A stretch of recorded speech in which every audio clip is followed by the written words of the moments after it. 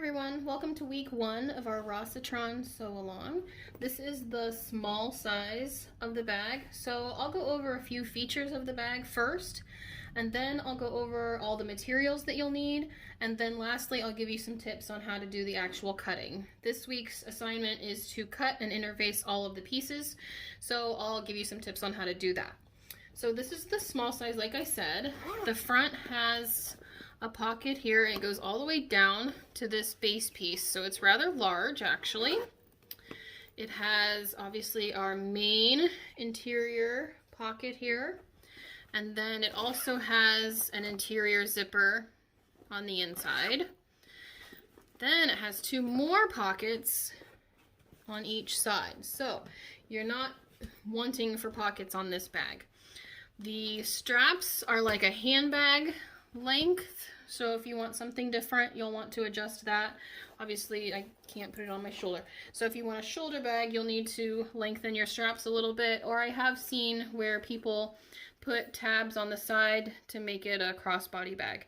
So those are a couple of decisions that you'll need to make about the bag. You'll also need to decide if you'd like the small size or the large size. Lastly, my machine really struggled on the vinyl, and I have a semi-industrial machine. I don't know if it was an unlucky day or if my machine just can't handle it, but you'll need to decide about your vinyl. I did use it here on the bottom and on the accent pieces, but for the sew along one, I will be going with all cotton just to try and avoid any issue. Okay, let me go over a few of the things that you'll need. The first thing you'll need is your main exterior fabric. I'll be using this Rainbow Galaxy fabric from Royal Pixie Custom Fabric. It is in the permanent pre-order section under red, white, and rainbow.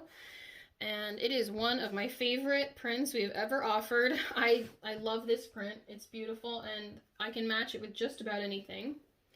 You'll also need something for the lining of the bag. I like to use something pretty on the inside. And then for the inside of the pockets, I actually prefer to use something more plain because obviously these are a little bit more expensive, and my plain cotton woven I can use in here. Nobody will ever know the difference. I forgot to go over these fabrics. This one also is from Royal Pixie Custom Fabric, the Van Gogh. The inside, this is from Fandia Fabrics. I love these as a coordinate. They go with a lot of things, and it gives just a little bit of extra pop. Okay, and then let me go over your hardware. You'll need zipper tape. You can use regular handbag zippers too if you want. The instructions tell you on page 2. For the small, I'll be cutting these at 13 inches and 9 inches. And then I'll also be using a 10-inch number 3 zipper for this. You'll need 2 zipper pulls, so I'll be using 2 for my handbag zippers for the front and for the main part here. And then you'll need rectangle rings. These are 3/4 inch rectangle rings. For the small, or for the large, you'll want 1 inch. So those are the fabrics and hardware you'll need. You will also need some interfacing. The main one is this woven interfacing. This is Woven Fuse 2, which is the main one that I use. You can also use SF101 by Pellon. There's a whole bunch of different types of woven interfacing, so whatever you normally use will work for this one. You basically have to interface every piece, so that's a definite one that you need to have. You'll also need your Decoville Heavy for the bottom, and then some foam pieces for a couple of the sides. If you would rather use Decoville Light instead of the foam, then you can do that instead if you don't think your machine will handle the foam. Okay, let me go over a few tips for the cutting. Okay, this pattern doesn't have any pieces that need put together like some other patterns, but it does have a couple of cut-on fold pieces, so you'll need to watch for that. Make sure that you cut them on the fold.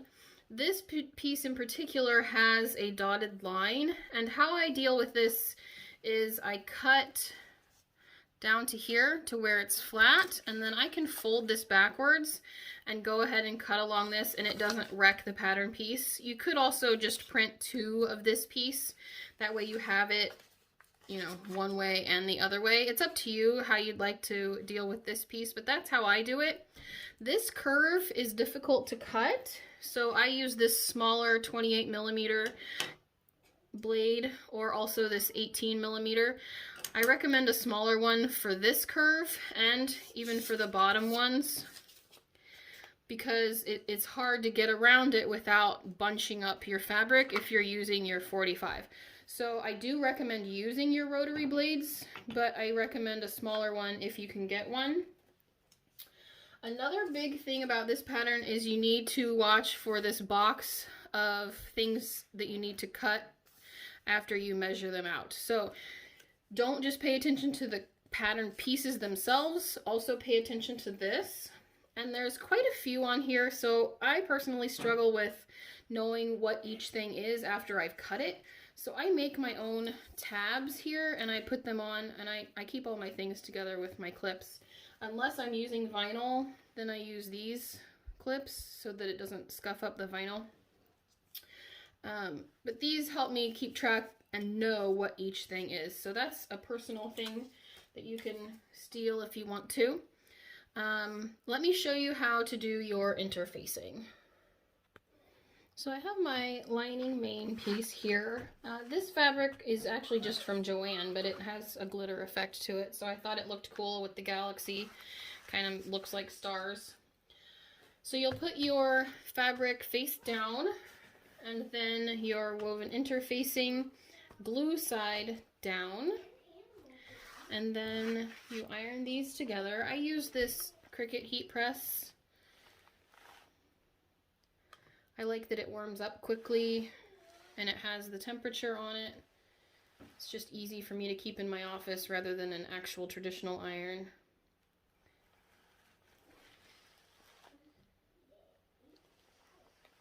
So make sure you get it ironed on there really well, and you can test the sides and make sure that it's stuck down well. You'll do this to each of your pieces. One thing I wanted to mention about the side piece that calls for foam, I've actually cut Decoville because the pattern has you apply your woven interfacing and then put your foam on and stitch right here. And that stitch you can actually see at the top that holds your foam in. So I've done Decoville here so that I can iron it on. It might be a good idea to go ahead and stitch there, but I didn't want to feel required to do that. So that's one slight change that I've made.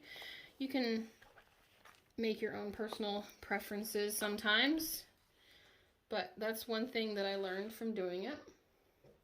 So you'll go ahead and iron on all of your woven interfacings.